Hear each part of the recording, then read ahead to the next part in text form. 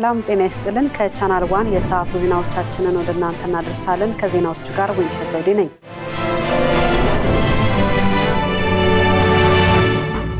ሰባተኛው ጠቅላላ ምርጫ በተካሄደባቸው በሁሉም የምርጫ ጣቢያዎች የጊዜያዊ ውጤቶች ይፋ መደረጋቸውን የኢትዮጵያ ብሔራዊ ምርጫ ቦርድ ሰብሳቢ ሜላትወርቅ ኃይሉ ገለጹ። ሰብሳቢዋ ግንቦት 24 ቀን 2018 ዓ.ም በተካሄደው ሰባተኛው ጠቅላላ ምርጫ አጠቃላይ ሂደት ዙሪያ ለመገናኛ ብዙሃን በሰጡት መግለጫ እንዳስታወቁት በአሁኑ ወቅት ከየምርጫ ጣቢያዎቹ ወደ ምርጫ ክልል የደረሱ ውጤቶችን የመደመር ስራ በምርጫ ክልል ደረጃ በጥንቃቄ እየተከናወነ ይገኛል። ውጤቶቹን የመደመር ስራ ሙሉ በሙሉ ሲጠናቀቅም ውጤቱ በቀጥታ ወደ ዋናው ማዕከል የሚላክ መሆኑን ሰብሳቢው አብራርተዋል። ድምጽ የሰጡት ዜጎች ቁጥርን በተመለከተም አጠቃላይ ውጤት ከክልሎች ተጠቃለው ሲመጣ ቦርዱ ይፋ እንደሚያደርግም ገልጸዋል። በተወሰኑ ምርጫ ክልሎች መደመር ስራዎች ተጠናቆ ወደ ማዕከል እየተላኩ መሆኑንም ጠቁመዋል። በሁሉም ምርጫ ጣቢያዎች ጊዜያዊ የምርጫ ውጤቶች በአብዛኛው መለጠፉን ጠቁመው በምርጫ ቅጽ ላይ ትክክለኛነቱን የማረጋገጥ ስራ እየተሰራ መሆኑን ገልጸዋል። በምርጫ ክልሎች ስፋት መሰረት የተለያየ ቡድን ያሉበት የማጣራትና የውጤት ማረጋገጫ ቡድን ተቋቁሞ ቡድኖቹ በድጋሚ ስልጠና ተሰጥቷቸዋል። በቀጣይ የማጠቃለያ ውጤት በሂደት ተረጋግጦ ውጤቶች የሚገለጹ ይሆናልም ብለዋል። በሰባተኛው ጠቅላላ ምርጫ ኢትዮጵያውያን ለዲሞክራሲ ስርዓት ግንባታ ያላቸውን ቁርጠኝነት በተግባር በማሳየት አዲስ ምዕራፍ የከፈተ ስኬታማ ሰላማዊ ምርጫ ማካሄዳቸውን የአፍሪካ ህብረትና የምስራቅ አፍሪካ የልማት በይነ መንግስታት ባለስልጣን የምርጫ ታዛቢ ቡድኖች አስታውቀዋል። ለዝርዝሩ አናውል ተስፋ። የአፍሪካ ህብረትና የምስራቅ አፍሪካ የልማት በይነ መንግስት ባለስልጣን ኢጋድ ሰባተኛውን የኢትዮጵያ ጠቅላላ ምርጫ በተለያዩ የሀገሪቱ ክፍሎች ታዛቢዎችን በማሰማራት ያደረጉትን ትዝብት አስመልክቶ የመጀመሪያ ደረጃ ግኝት የጋራ መግለጫ ሰጥተዋል። የኬንያው የቀድሞ ፕሬዝዳንት እና የአፍሪካ ህብረት የምርጫ ታዛቢ ቡድን መሪ ኡሁሩ ኬንያታና የኡጋንዳው የቀድሞ ምክትል ፕሬዝዳንት የኢጋድ የምርጫ ታዛቢ ቡድን መሪ ስፔዚዮዚያ ዋንዲራ ካዚቢዮ በጋራ መግለጫ ሰጥተዋል። የኬንያው የቀድሞ ፕሬዝዳንትና የአፍሪካ ህብረት የምርጫ ታዛቢ ቡድን መሪ ኡሁሩ ኬንያታ እንደገለጹት የኢትዮጵያ መንግስት የዲሞክራሲ ስርዓት ግንባታን ለማጎልበት አስደናቂ ስራ ሰርቷል። ሰባተኛው የኢትዮጵያ ጠቅላላ ምርጫ ድምጽ አሰጣጥ ሂደት የኢትዮጵያና የዓለም አቀፍ የህግ ማዕቀፎችን በተከተለ መርህ በስኬት መጠናቀቁን አረጋግጠዋል። ቴክኖሎጂዎችን ጨምሮ በምርጫ ቅድመ ዝግጅትና ድምጽ አሰጣጥ ሂደት የተከናወኑ ተግባራትን የድምጽ አሰጣጥ ሂደቱን በማሳለጥ በኩል ስኬታማ እንደነበሩም አስታውሰዋል። የድምጽ መስጫ ሰዓት መራዘሙም ለመራጮች ተጨማሪ እድል በመስጠት ለአካል ጉዳተኞች፣ አረጋውያን፣ ለተለያዩ ማህበረሰብ ክፍሎች በድምጹ አሰጣጥ ሂደት ቅድሚያ መሰጠቱ የዜጎች ተሳትፎ በእጅግ ያረጋገጠ እንደነበር አስረድተዋል። በመላው ኢትዮጵያ የምርጫ አስፈጻሚዎችና የጸጥታ አካላት የተጣለባቸውን ኃላፊነት በጥሩ ሁኔታ መወጣታቸውንና የመገናኛ ብዙሃንም በተመሳሳይ በከፍተኛ ኃላፊነት ስሜት ስራቸውን ማከናወናቸውን አድንቀዋል። በአጠቃላይ የኢትዮጵያ ህዝብ በምርጫ ያሳየው ተሳትፎና ጀግንነት በእጅጉ የሚመሰገን መሆኑን አንስተዋል። የኡጋንዳው የቀድሞ ምክትል ፕሬዝዳንትና የምስራቅ አፍሪካ የልማት በይነ መንግስት ባለስልጣን ኢጋድ የምርጫ ታዛቢ ቡድን መሪ ስፔዚዮ ዋንዲራ ካዚቢዮ የኢጋድ የምርጫ ታዛቢዎች ቡድን አባላት በተገኙባቸው የምርጫ ጣቢያዎች የድምጽ አሰጣጥ ሂደቱ በታቀደለት ሰዓት ተጀምሯል ብለዋል። አዲስ አበባ ከተማ በመጪው መስከረም ወር በኢትዮጵያ የሚካሄደውን የኖርዲክ አፍሪካ የኤሌክትሪክ ተሽከርካሪዎች ጉባኤን በብቃት ለማስተናገድ ዝግጁ መሆኗን የአዲስ አበባ ከተማ ከንቲባ አዳነች አቤቤ ገለጹ። ከንቲባ አዳነች አቤቤ በኢትዮጵያ ከኖርዌይ አምባሳደር ስቲና ክርስቲንሰን ጋር ተወያይተዋል። ከንቲባዋ በመጪው መስከረም በኢትዮጵያ በሚካሄደው የኖርዲክ አፍሪካ ኤሌክትሪክ ተሽከርካሪዎች ጉባኤ ለማዘጋጀት በጋራ በሚሰሩ ጉዳዮች ላይ ከአምባሳደሩ ጋር ፍሬያማ ውይይት ማድረጋቸውን ገልጸዋል። ከተማዋ አህጉራዊና ዓለም አቀፋዊ ሁነቶችን የማስተናገድና በብቃት የመወጣት ልምድ ያካበተችና ተመራጭ እየሆነች የመጣች በመሆኗ ይህንንም ጉባኤ ከሚመለከታቸው አካላት ጋር በመሆን ታሳካዋለች ብለዋል። የኖርዲክ አፍሪካ ኤሌክትሪክ ተሽከርካሪዎች ጉባኤ የኖርዲክ ሀገራትን በኤሌክትሪክ ተንቀሳቃሽነት፣ በዘላቂ ኢነርጂና በባትሪ ቴክኖሎጂ ያካበቱትን ልምድ ከአፍሪካ ሀገራት ፍላጎት ጋር በማገናኘት ኢንቨስትመንትን ማሳደግ፣ ፖሊሲዎችን መቅረጽና ከሙከራ ደረጃ ወደ ሰፊ ትግበራ ለማሸጋገር የሚያስችል የትብብር መድረክ ለመፍጠር ያለመ ነው።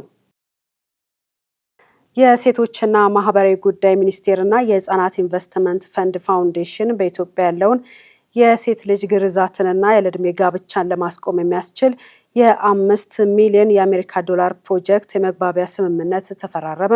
የስምምነቱ ዋና ዓላማ በክልሎች የሚስተዋሉትን የሴት ልጅ ግርዛትና ያለዕድሜ ጋብቻን ሙሉ በሙሉ ማስቆም ሲሆን የሴት ተማሪዎችን የሁለተኛ ደረጃ ትምህርት ማጠናቀቅ ምጣኔን በማሳደግና ከግርዛት ነጻ የሆኑ ቀበሌዎችን በመፍጠር የህፃናትንና የሴቶችን መብትና ደህንነትን ማረጋገጥ ነው ተብሏል። የህፃናት ኢንቨስትመንት ፈንድ ፋውንዴሽን ከገንዘብ ድጋፉ በተጨማሪ ማዕከላዊ የክትትልና ግምገማ ዲጂታል የመረጃ ቋት ለመዘርጋት የቴክኒክ እገዛ ያደርጋል። የስምምነቱን አፈጻጸም ለመከታተል በሁለቱ ተቋማት የሚመራ የጋራ ንዑስ ኮሚቴ በማቋቋም ስራዎችን በቅርበት ይገመግማል። በክትትል ሂደቱም የህፃናት ጋብቻ መቀነስ፣ የተቋረጡ ጋብቻዎች ቁጥር፣ የሴት ተማሪዎች የሁለተኛ ደረጃ ትምህርት ማጠናቀቅ ምጣኔና ከግርዛት ነጻ የሆኑ ቀበሌዎች መፈጠር እንደ ዋና የአፈጻጸም መለኪያ ሆነው ያገለግላል ነው የተባለው። ያለ ማዘዣ የጸረ ተዋሲያን ወይም አንቲባዮቲክ መድኃኒቶችን መሸጥ ሙሉ በሙሉ ተከለከለም። የኢትዮጵያ ምግብና መድኃኒት ባለስልጣን ከያዝነው ወር 2018 ዓ.ም ጀምሮ ተፈጻሚ የሚሆን አዲስ የመድኃኒት አጠቃቀም ቁጥጥር መመሪያ ቁጥር 1138/2026 አውጥቷል። ይህ መመሪያ መድኃኒት ቤቶች ያለ ሐኪም ማዘዣ ማንኛውንም የጸረ ተዋሲያንና በሕግ የተገደቡ መድኃኒቶችን ለደንበኞች እንዳይሸጡ ይከለክላል።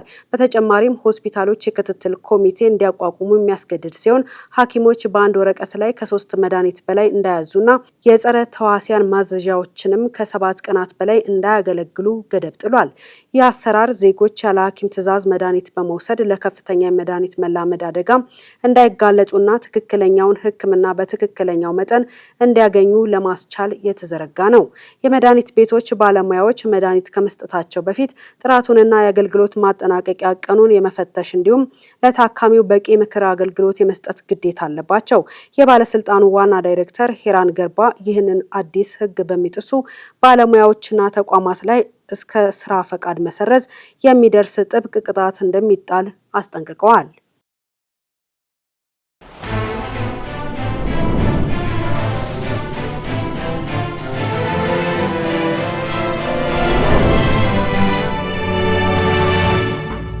እየተከታተላችሁ ያላችሁት ከቻናል ዋን ወደ እናንተ የሚደርሰውን ዜናችንን ነው። አሁን ደግሞ ከውጭ ምንጭ ወዳገኘናቸው መረጃዎቻችን እናልፋለን። በዲሞክራቲክ ሪፐብሊክ ኮንጎ በኢቦላ የተያዙ ሰዎች ቁጥር 343 ደርሷል። ቫይረሱ እንዳይዛመት የሚደረገው ጥረት ውጤት እያሳየ እንደሆነም ተጠቁሟል። የሀገሪቱ የጤና ሚኒስቴር በኢቦላ መያዛቸው የተረጋገጠ ሰዎች ቁጥር ቀደም ሲል ከተገመተው በታች ነው ሲል ትናንት አመሻሹን ባወጣው መግለጫ አስታውቋል። ምንም እንኳን በሰሜን ምስራቅ የሀገሪቱ ክፍል የጸጥታ ሁኔታው አመቺ ባይሆንም በ6 ወራት ውስጥ የኢቦላ ወረርሽኝን በቁጥጥር ስር እናውላለን የሚል ተስፋ እንዳለውም ሚኒስቴሩ አስታውቋል። ይህ በእንዲህ እንዳለም ወረርሽኙ በተቀሰቀሰበት አቅራቢያ በሚገኘው የጎረቤት ኡጋንዳ ግዛት ስጋቱ ከፍተኛ በመሆኑ የድንበር ላይ መቆጣጠሪያ ጣቢያ ተዘጋጅቷል። በሰሜን ኪቩ እስካሁን 19 ሰዎች በቫይረሱ መያዛቸው የተረጋገጠ ሲሆን ከኪቩ 100 ኪሎ ሜትር ርቀት ላይ በሚገኘው በቤኒ ግዛት ደግሞ 3 ሰዎች መያዛቸው ተረጋግጧል። የኡጋንዳ ቀይ መስቀል በርካታ ቁጥር ያላቸው በጎ ፈቃደኞችን ማህበረሰብ ውስጥ በማሰማራት ስለ ተህዋሲው የመተላለፊያ መንገዶች ግንዛቤ እየሰጠ ነው ሲልም ኦል አፍሪካ ዘግቧል። ሰሜን ኮሪያ አዲስ የኒውክሌር ማበልጸጊያ ተቋም ይፋ አደረገች። በተቋሙ የጦር መሳሪያዎቿን ምርት በከፍተኛ ሁኔታ እንደምትጨምርም አስታውቃለች። ለዝርዝሩ ጸጋነሽ ተሰማ።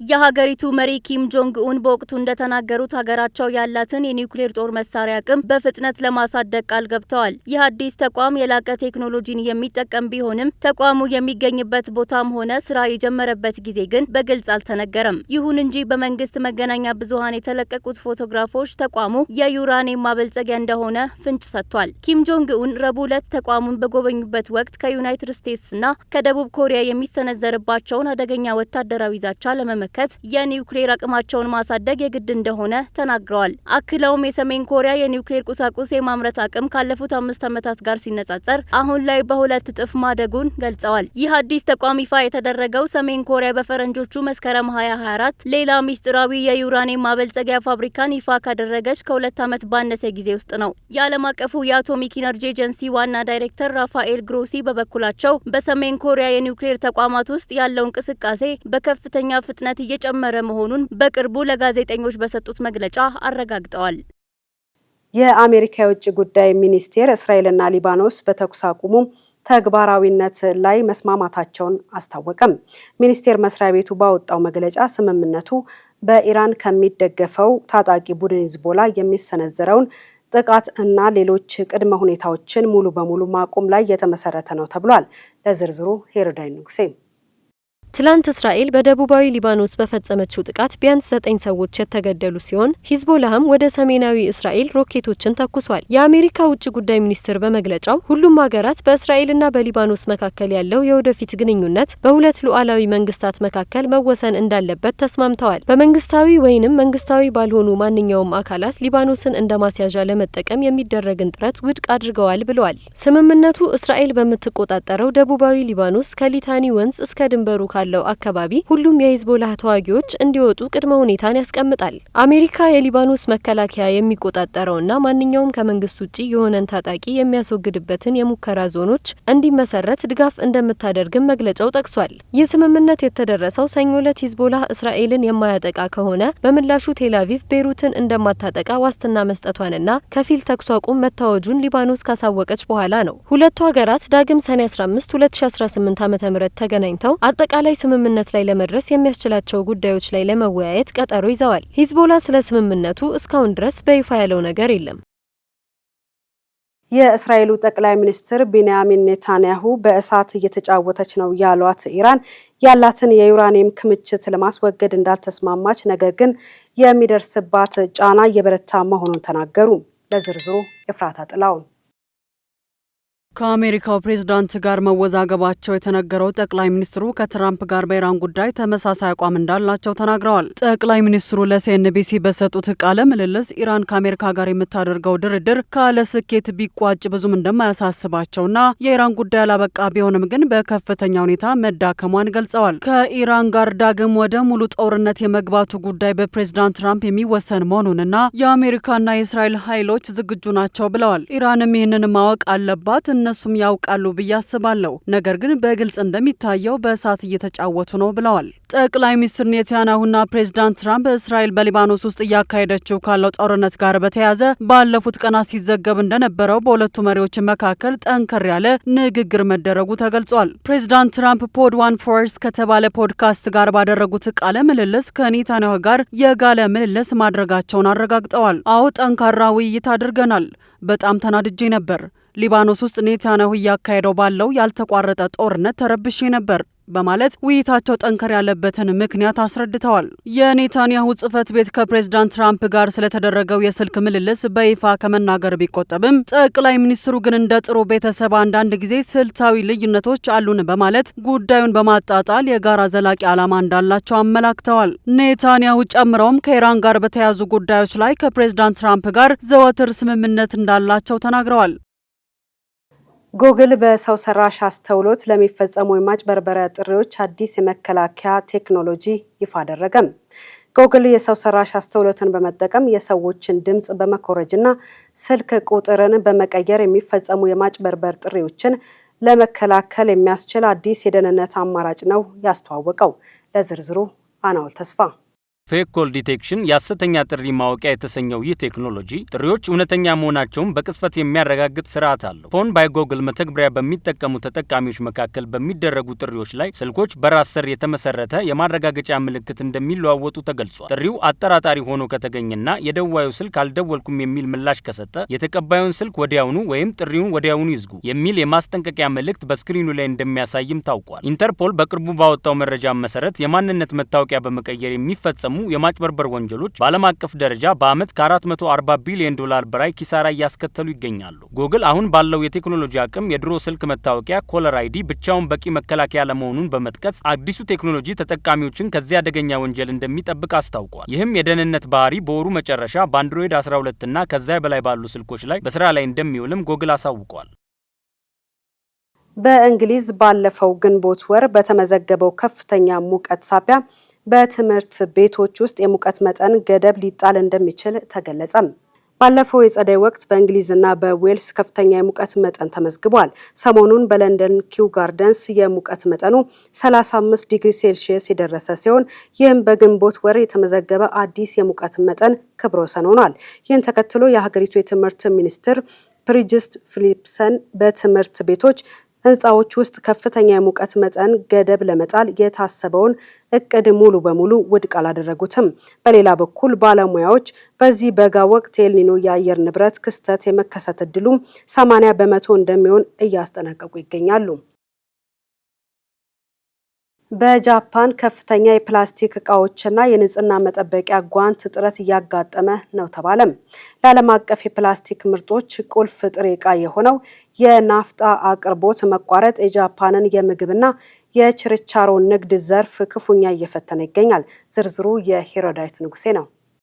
የጃፓን የቴካዌ ወይም የታሸጉ ምግቦች መሸጫዎች፣ ትላልቅ ሱፐርማርኬቶችና የዳቦ መጋገሪያዎች በከፍተኛ የፕላስቲክ እቃዎች እጥረት ውስጥ ወድቀዋል። ለዚህ ሁሉ ቀውስ ዋነኛው ምክንያት ደግሞ በመካከለኛው ምስራቅ በተቀሰቀሰው የኢራን ጦርነት ሳቢያ ከነዳጅ የሚቀዳውና የፕላስቲክ ማምረቻ መሰረት የሆነው የናፍጣ ኬሚካል አቅርቦት በመቋረጡ ነው። ጃፓን በየዓመቱ ከምትጠቀመው ከ8 ሚሊዮን ቶን በላይ ፕላስቲክ ውስጥ 1/3 የሚውለው ለምግብ ዘርፍ ነው። አሁን ላይ የተከሰተው የዋጋ ንረትና እጥረት አደጋ ታዲያ ደንበኞችንና ነጋዴዎችን አስጨንቋል። በቶኪዮ ደቡባዊ ክፍል በሚገኝ አንድ ሱፐርማርኬት የሱቁ ስራ አስኪያጅ ታኬሺ ታካኖሂራ ሰራተኞቻቸው ፍራፍሬዎችንና አትክልቶችን በተለመደው የፕላስቲክ ከረጢት እንዳይጠቀልሉ እያዘዙ ይገኛሉ። ከባለፈው ወር ጀምሮ ለምርቶቻችን የምንጠቀምባቸውን ትናንሽ የፕላስቲክ ትሪዎችን ማግኘት አልቻልንም፣ ስለዚህም ያለነሱ ለመስራት እየተገደድን ነው ሲሉም ስራ አስኪያጁ ለዘጋርዲያን ገልጸዋል። በተመሳሳይ በአቅራቢያው በሚገኘው የዳቦ ቤት ግድግዳ ላይ በመካከለኛው ምስራቅ ጦርነት ምክንያት የፈረንሳይ ዳቦ ወይም ባጌት መያዣ ፕላስቲክ አልቋል የሚል ማስታወቂያ ተለጥፏል። የምግብ ንጽህናን በጥብቅ በሚጠብቁት ጃፓናውያን ዘንድ ምግብ በቀጥታ የነካውን ፕላስቲክ ደግሞ ለመጠቀም ፍላጎት ባለመኖሩና የጓንቶችም እጥረት በመከሰቱ ቀውሱ ይበልጥ ጎልቷል። የጃፓን የፔትሮኬሚካል ኢንዱስትሪ ማህበር መረጃ እንደሚያሳየው ለገበያ ከረጢቶችና ለቆሻሻ መጣያ የሚውለው የፖሊ ኢቲሊን ምርት ካለፈው ዓመት ተመሳሳይ ወቅት ጋር ሲነጻጸር በ62 በመቶ መቀነሱን አስታውቋል። የሀገሪቱ ጠቅላይ ሚኒስትር የአቅርቦት ችግሩ ጊዜያዊ መዘጋጋት እንጂ ዘላቂ እጥረት አይደለም ቢሉም የኢንዱስትሪ መሪዎች ግን ሁኔታው በሰኔ ወር ይበልጥ እንደሚከፋ እየተነበዩ ይገኛሉ። ይህ እጥረት በከተሞች የቆሻሻ አወጋገድ ስርዓት ላይም ተጽዕኖ አሳድሯል። ህዝቡ የቆሻሻ መጣያ ፕላስቲኮችን በብዛት እየገዛ በማከማቸቱ ምክንያት ሱቆች ለአንድ ሰው ከ2 ፓኬት በላይ እንዳይሸጡ ገደብ ተጥሏል። አንዳንድ ማዘጋጃ ቤቶችም ህዝቡ መደበኛ ያልሆኑ ፕላስቲኮችን ተጠቅሞ ቆሻሻ እንዲጥል እየፈቀዱ ይገኛሉ። ችግሩ በጃፓን ብቻ የተገደበ አይደለም። አብዛኛውን ነዳጅ ከመካከለኛው ምስራቅ የሚያስገቡት ጎረቤቶቹ ደቡብ ኮሪያና ታይዋንም ተመሳሳይ የዋጋ ንረትና የፕላስቲክ ከረጢት እጥረት እያጋጠማቸው ይገኛል። ዘገባው የዘጋርዲያን ነው። የሰው ልጅ ምድርን ወደ 6ኛው የፍጥረታት መጥፋት አደጋ እየገፋት መሆኑ ተገለጸም። የሰው ልጅ የዕለት ተዕለት የአኗኗር ዘዴና የኢንዱስትሪ መስፋፋት ምድርን ወደ 6ኛው የታላላቅ ፍጥረታት መጥፋት አደጋ እየገፋት መሆኑን የዘርፉ ምሁራን አስጠንቅቀዋል። ዝርዝሩ የኤፍራታ ጥላውን ነው። ስፔስ ዴሊ የተባለውን ዓለም አቀፍ የሳይንስ ድረገጽ ዋቢ በማድረግ የወጡ መረጃዎች እንደሚያመለክቱት የአዲስ የጥፋት ምዕራፍ ከተፈጥሯዊ ክስተቶች ውጪ በቀጥታ በሰው ልጅ ስልጣኔ ሳቢያ እየተከሰተ ያለ ታሪካዊ ቀውስ ነው። ቀደም ሲል በምድር ታሪክ የተመዘገቡት 5 ታላላቅ የፍጥረታት እልቂቶች በአስትሮይድ ግጭትና በከባድ የእሳተ ገሞራ ፍንዳታዎች የተከሰቱ ነበሩ። በአሁኑ ወቅት እየታየ ያለው 6ኛው ምዕራፍ ግን ሙሉ በሙሉ በሰዎች የኢንዱስትሪ እንቅስቃሴ፣ በደን ጭፍጨፋና በከባቢ አየር መበከል ምክንያት የመጣ በመሆኑ ከቀደሙት የተለየ ያደርገዋል። የስነ ህይወት ተመራማሪዎች እንደሚሉት የሰው ልጅ የፕላኔቷን ከባቢ አየር፣ ውቅያኖሶችና አጠቃላይ ስነ ምህዳር እጅግ በከፍተኛ ፍጥነት እየበከለ ይገኛል ብለዋል። ይህ ለውጥ ሌሎች ፍጥረታት ተላምደውና ተቋቁመው መኖር ከሚችሉበት የዝግመተ ለውጥ ፍጥነት በላይ በመሆኑ የብዙዎችን ህልውና አደጋ ላይ ጥሎታል። በዚህም ምክንያት በርካታ ውድ የእጽዋትና የእንስሳት ዝርያዎች ከአጠቃላይ የቅሪተ አካል ታሪክ በአጭር ጊዜ ውስጥ እየጠፉ መሆኑ ተገልጿል። ሳይንቲስቶቹ የሰው ልጅ ይህንን ጎጂ ዓለም አቀፍ የአኗኗር ዘይቤ በአስቸኳይ ካላስተካከለ የምድር የወደፊት ህልውና ወደማይመለስበት አስከፊ ደረጃ ላይ እንደሚወድቅ አክለው አሳስበዋል። የቢዝነስ መረጃዎቻችንን ወደ እናንተ እናደርሳለን። ኢትዮጵያ ከዓለም አቀፉ የገንዘብ ድርጅት 468 ሚሊዮን ዶላር ብድር ለማግኘት የሚያስችላትን የመጀመሪያ ደረጃ ስምምነት ላይ መድረሷ ተገለጸ። ለዚህና ለሌሎች የቢዝነስ መረጃዎቻችን መሀል ይደመላሽ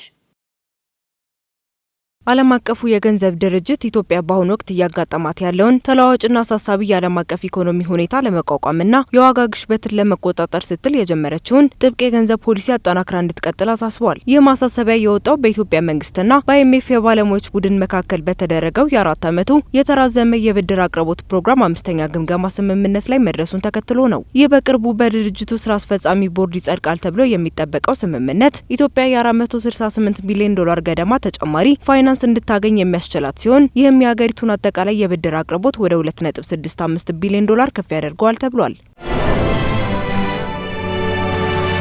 የኢትዮጵያ ኤሌክትሪክ አገልግሎት የኤሌክትሪክ ተሽከርካሪዎችን በስፋት ለማስተዋወቅና ዘመናዊ የኃይል አጠቃቀምን ለማሳደግ ቶት ሊደር አፍሪካ ከተሰኘው የኖርዌይ ኤጀንሲ ጋር የመግባቢያ ስምምነት ተፈራረመ።